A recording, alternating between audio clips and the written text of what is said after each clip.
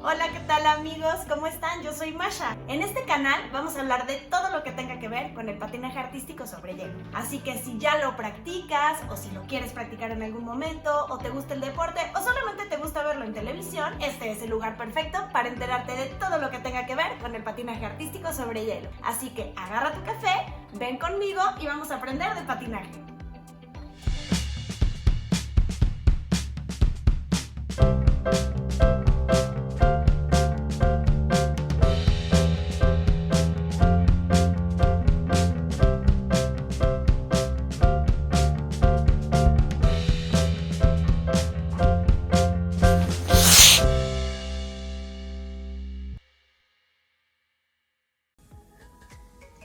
Oigan, ¿se han dado cuenta cómo el evento de las mujeres siempre es el más visto? Si ustedes se van a una olimpiada, a un mundial o lo que sea, son los boletos que más rápido se acaban. No es por nada, pero el evento de mujeres es increíble. Las mujeres con sus vestidos llenos de brillos, glamour, divas, así somos las mujeres. No, y además, todos mis amigos hombres siempre me dicen que el evento que más les gusta ver es el de mujeres.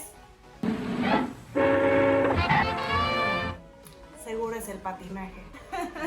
La verdad, hay que decir una cosa, el evento de hombres normalmente es el que tiene más espectacularidad por toda esta cuestión de los saltos y los cuádruples y la fuerza y todo eso, pero honestamente las mujeres están rompiendo el hielo hoy en día porque están haciendo cosas increíbles, están haciendo cosas inimaginables que yo hace 10 años jamás pensé que iban a suceder.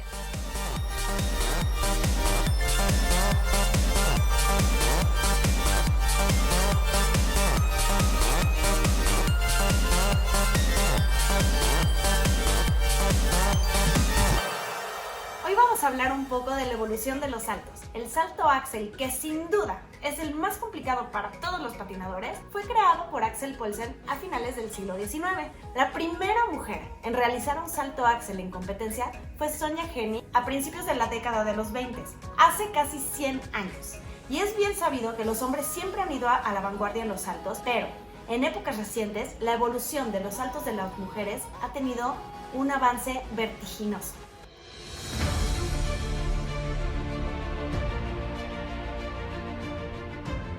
Tomemos como referencia a algunas de las campeonas olímpicas más icónicas de los últimos 60 años. Para 1960, el patinaje ya había cambiado bastante. Veamos a la campeona olímpica de ese año, la norteamericana Carol Hayes. En su programa largo ya se podían observar algunos saltos dobles, como doble loop y doble flip. Pero el salto que definitivamente predominaba seguía siendo el Axel sencillo. ¿Y de qué manera? Su dominio del Axel era impresionante, demostrándolo con esta secuencia de 4 Axel seguidos, intercalando saltos diestros y zurdos, que no es cosa fácil. Cabe mencionar que las rutinas aún no tenían tanta complejidad coreográfica ni tampoco gran dificultad en los molinetes. Pero no se desesperen, ya llegaremos a ese punto.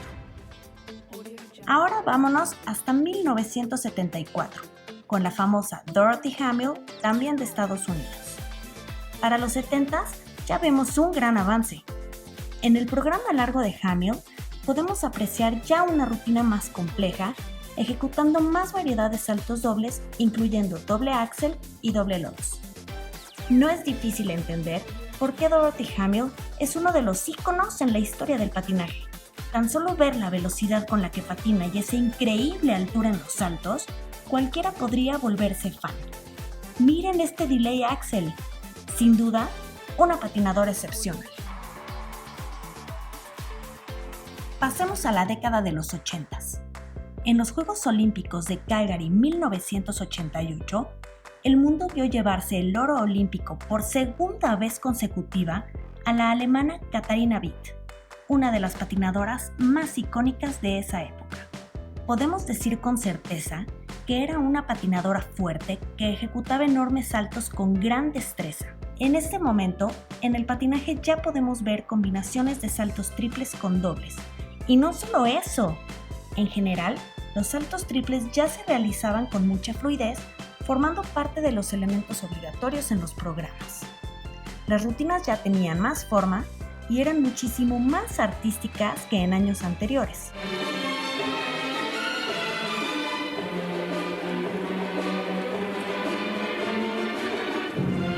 También notamos más complejidad y variedad en los molinetes.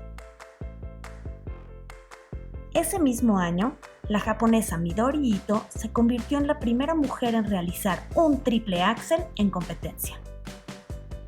Y 3 años después, Tonya Harding fue la primera norteamericana en caer también un triple axel durante un campeonato. Ahora veamos a una de las grandes, Oksana Baiul, la ucraniana que se robó el corazón del mundo en los Olímpicos de 1994 llevándose el oro. Esta patinadora sobresalió del resto por su velocidad para desplazarse en el hielo y su gran calidad artística. Hacía parecer que los triples eran lo más sencillo del mundo y en el aire se veía ligera como una pluma. La perfección en la ejecución de sus saltos y la limpieza en sus elementos la llevaron a conquistar el sueño de cualquier patinadora, el oro olímpico. Aunque en realidad para ese año no se veía aún un cambio abismal en cuanto a la variedad de los saltos, sí podemos decir que las rutinas eran más elaboradas, mejor coreografiadas y más técnicas que antes.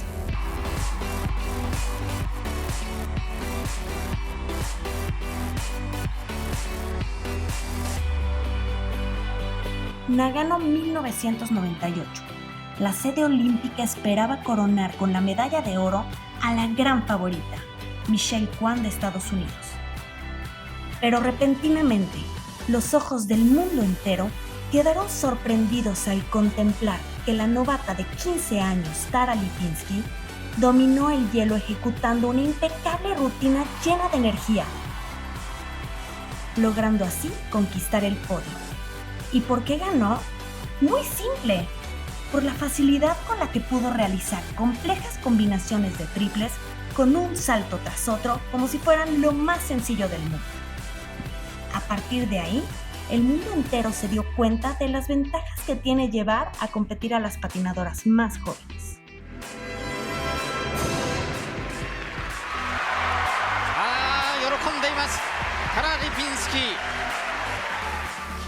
En Salt Lake City 2002, Sarah Hughes de Estados Unidos, con tan solo 16 años, repitió la hazaña. A 4 años de que su compatriota Lipinski se llevara el oro, Sarah Hughes logró derrotar a Michelle Kwan, quien buscaba la revancha y finalmente poder coronarse como campeona olímpica. Pero no, nuevamente predominó la fortaleza física de la patinadora más joven, demostrando una impresionante agilidad con sus enormes saltos. En la década de los 90 no vimos tantos cambios en los saltos de las mujeres, pero la pelea por las medallas era cada vez más dura. El patinaje femenil se veía cada vez más fuerte. La patinadora con las mejores combinaciones de triples, o la que no fallara ni una sola vez, era la que se llevaría el oro. Y este fue justamente el caso de Sarah Hughes, quien no solo no falló, sino que hizo la rutina de su vida. En esas mismas Olimpiadas hubo un escándalo que sacudió al mundo del patinaje. Hubo alegatos de que los resultados de la competencia de parejas habían sido arreglados. La controversia fue tal que a los 2 equipos de parejas se les dio la medalla de oro. A los ganadores originales, la pareja de Rusia, y al equipo que había ganado la medalla de plata, los canadienses. A raíz de ese escándalo, la ISU cambió el sistema de jueceo de 6 puntos a un nuevo sistema de jueceo que tenía como base un código de puntos.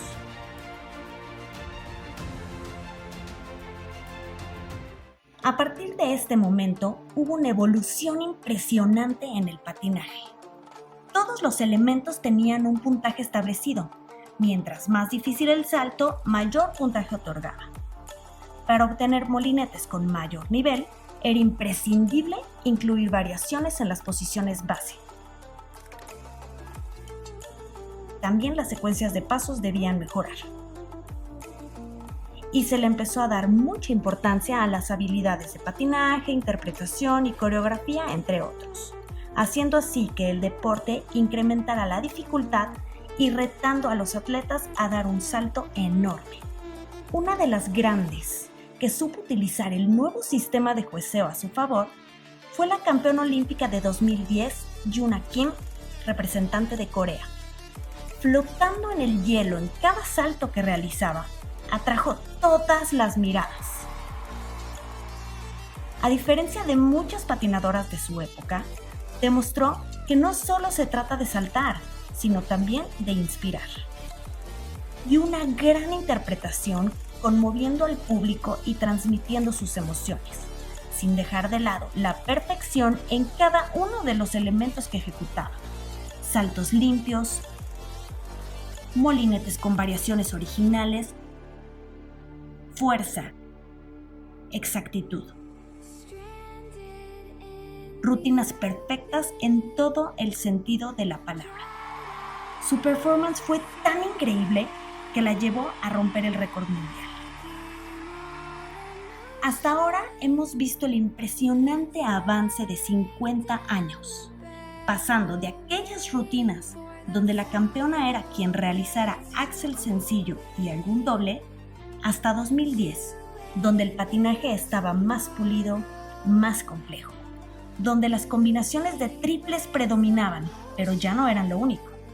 Estas rutinas en las cuales el nivel atlético dio un salto abismal, mostrándonos más coreografía, fuerza, perfección, donde un pequeño error puede significar perder todo. ¿Qué más podría existir después de estas rutinas tan perfectas? ¿Podría haber algo más? ¿Qué hay de los Juegos Olímpicos de 2018? Creía haberlo visto todo, pero no. Sucedió lo mismo que 20 años antes con Michelle Kwan y Tara Lipinski. El mundo entero esperaba ver la presentación de Medvedeva de Rusia, 2 veces campeona mundial y también 2 veces campeona de Europa. Era invencible y llevaba invicta desde 2016. Ese año debutó en senior su compatriota, Alina Zagitova, que recién había cumplido 15 años. Desde su debut, sus programas del Lago de los Cisnes y Don Quijote causaron revuelo. En el campeonato europeo consiguió el oro. Fue la primera vez que Medvedeva se bajó del primer lugar en 2 años. En los Juegos Olímpicos, Zagitova ejecutó un programa que se considera la rutina técnicamente más difícil en la historia del patinaje. En el evento por equipos, rompió el récord mundial en el programa corto y en el evento individual rompió su propio récord mundial, así haciendo historia. En el programa largo, fue la única competidora en realizar los 11 saltos de su rutina en la segunda mitad. Esto le benefició con el sistema de jueceo de ISU, que te da una bonificación del 10% en los saltos realizados en la segunda mitad de la rutina. Claro, por la dificultad de hacer saltos con las piernas cansadas. A raíz de esa increíble rutina, la ISU redefinió la regla de bonificación por saltos en la segunda mitad, llamándola la regla Zagitova, en la cual, en el programa corto, solo otorgarán el bono en el último salto si está en la segunda mitad, y en el programa largo, solo a los 3 últimos saltos que se realicen en la segunda mitad de la rutina. Al parecer, ya llegamos al límite físico, ¿no creen? ¿Quién hubiera pensado hace 100 años que una joven de 15 años realizaría hazañas tan impresionantes que la ISU tendría que redefinir sus reglas, que las nuevas patinadoras harían posible lo imposible? Pero un momento, esto no ha terminado aún. ¿Creían que el patinaje femenil había llegado a su tope? No, ni siquiera está cerca. A tan solo 2 años del gran momento olímpico de Alina Zagitova, quien nos hizo creer que no podría haber nada mejor, surge una nueva generación de patinadoras de otro mundo. ¿Pero cómo es esto posible? Pues créanlo. Las jóvenes patinadoras están convirtiendo los saltos cuádruples en un elemento clave en el patinaje individual femenil. presionando el lado técnico de esta disciplina hasta el límite a un paso que parecería inimaginable hace apenas 2 años.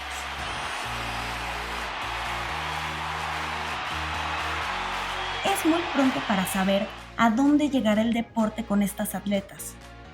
¿Llegarán a saltos quíntuples? No lo sé, pero seguramente veremos muchos récords mundiales y olímpicos romperse pronto. Como bien dijo el orador del siglo XIX, Wendell Phillips, las revoluciones nunca van para atrás.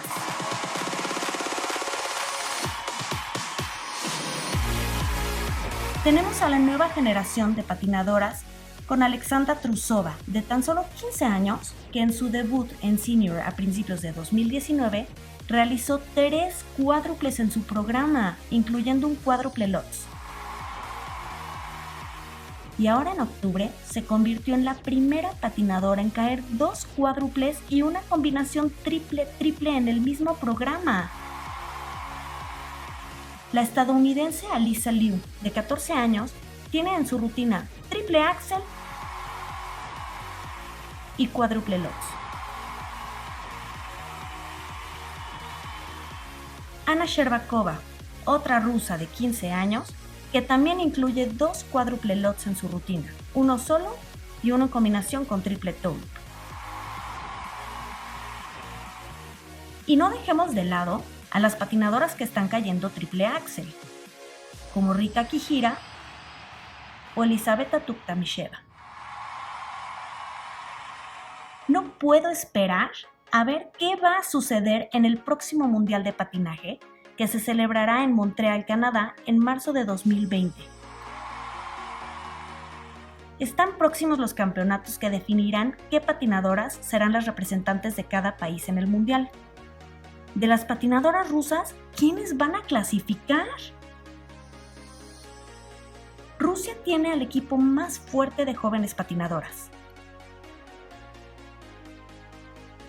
Serán las pequeñas de la nueva generación quienes representen a Rusia.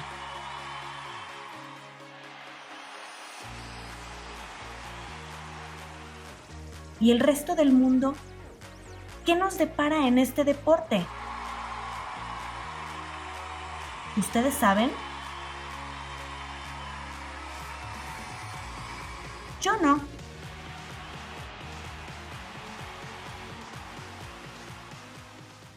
Bueno amigos, pues eso es todo por hoy. Muchísimas gracias por haberme acompañado en este primer capítulo. No olviden por favor suscribirse a este canal. Aquí abajo están todas mis redes sociales. Síganme por favor, escríbanme, díganme de qué temas quieren hablar. Cuéntenme chismes, da igual. No olviden seguirme, darle like. Y bueno, pues aquí nos vemos la próxima semana. Yo soy Masha y recuerden que aquí el café se toma con hielo.